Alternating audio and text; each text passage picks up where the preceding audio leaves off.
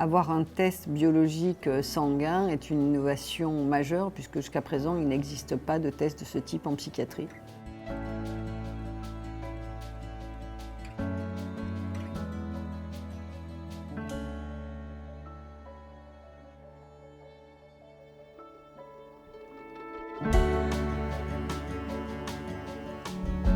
Les troubles bipolaires sont des troubles de l'humeur où les patients vont présenter des phases dépressives et des phases d'exaltation, soit maniaques, c'est les phases d'exaltation les plus sévères, soit des phases dites hypomanes, c'est les mêmes symptômes mais un petit peu moins sévères.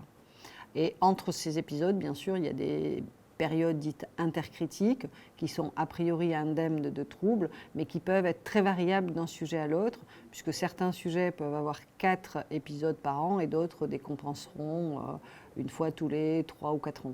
De nombreux patients vont débuter la pathologie par des dépressions récurrentes. Ils vont faire 2, 3 dépressions.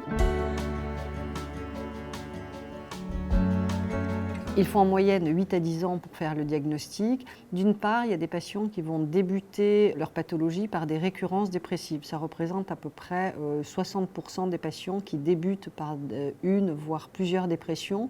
Et les symptômes d'exaltation sont vraiment extrêmement modérés ou, en tous les cas, ne sont pas perçus comme pathologiques par les patients, donc ils ne vont pas les rapporter au médecin et ils vont uniquement chercher des soins pendant les phases dépressives. Donc c'est compliqué pour le médecin de faire un diagnostic de bipolarité.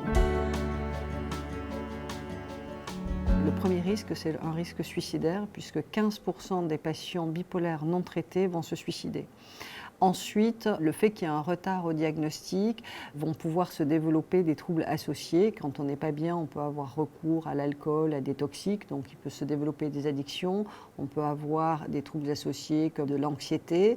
Et puis, bien évidemment, au-delà des troubles qui vont s'aggraver, on a une désinsertion sociale, professionnelle, du fait des arrêts de travail, du fait des hospitalisations et des épisodes qui entraînent réellement, qui empêchent de fonctionner.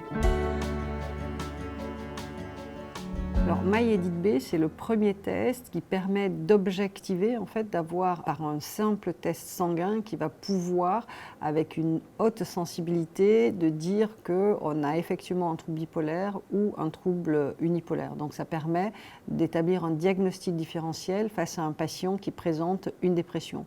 Jusqu'à présent, en fait, la psychiatrie est uniquement basée sur un entretien psychiatrique, un examen clinique. On n'a pas d'examen complémentaire pour venir confirmer ou infirmer un diagnostic.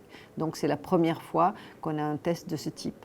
Avoir un test biologique sanguin est une innovation majeure puisque jusqu'à présent, il n'existe pas de test de ce type en psychiatrie.